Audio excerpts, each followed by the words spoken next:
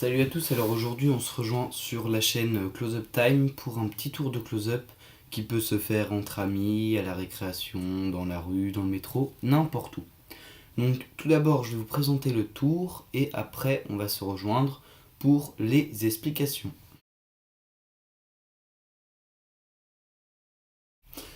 Donc on se rejoint pour un tour de close-up qui va donner un effet assez surprenant. Des personnes vont être très impressionnées et des personnes vont comprendre. Donc c'est vraiment suivant le spectateur que ce tour va marcher. Tout d'abord, vous allez faire choisir une carte au public, par exemple celle-ci. Voilà, je ne regarde pas la carte. Et donc cette carte, on va venir la placer au-dessus du jeu. Donc voilà, c'est bien la dernière carte. Et donc là, ce qu'on va faire, c'est qu'on va venir mélanger le jeu.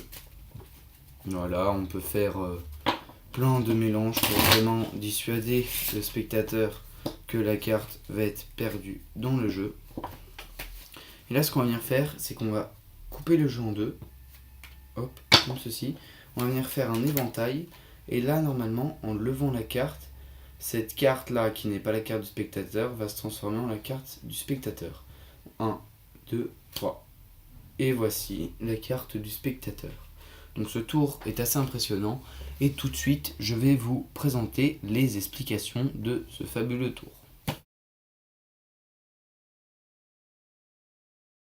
Donc pour ce tour vous avez besoin d'un paquet de cartes et d'aucune carte truquée, d'aucune préparation.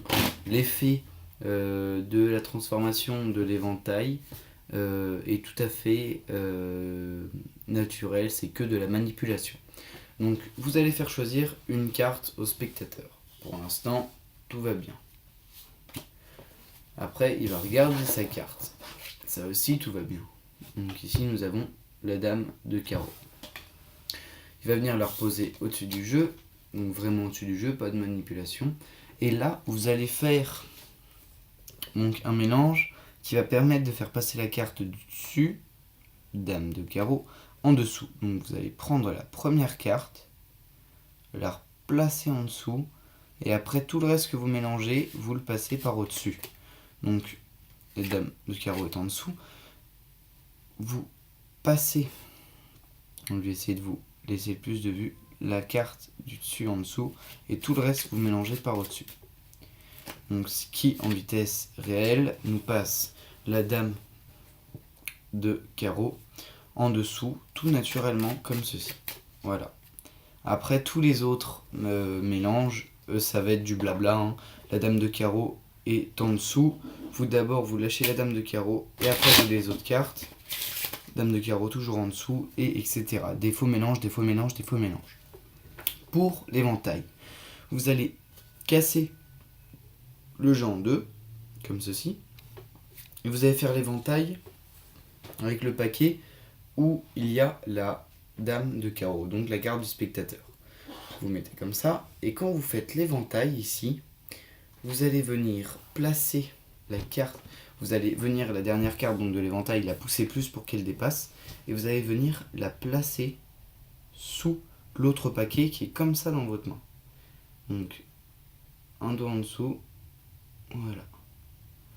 Vous allez venir la placer par-dessous, comme ceci, et vraiment assez vite pour que ça se fasse naturellement et que ça ne se voie pas. Donc je vais vous le refaire. Vous avez votre paquet, vous faites un petit éventail comme ceci, vous la placez assez vite dessous pour que ça ne se voie pas. Et là, juste en remontant le jeu, vous allez avec vos doigts du dessous la pousser pour qu'elle remonte comme ceci. Donc, voilà, on la remet. Et là, vous levez et vous la poussez, vous rabaissez. Ce qui va donner cet effet à vitesse réelle. Donc là, vous levez, vous baissez, et voilà, la carte a changé. Après, vous rangez votre jeu et vous laissez les cris des spectateurs se faire. Donc, j'espère que ce tour vous aura plu et que vous allez réussir à le faire.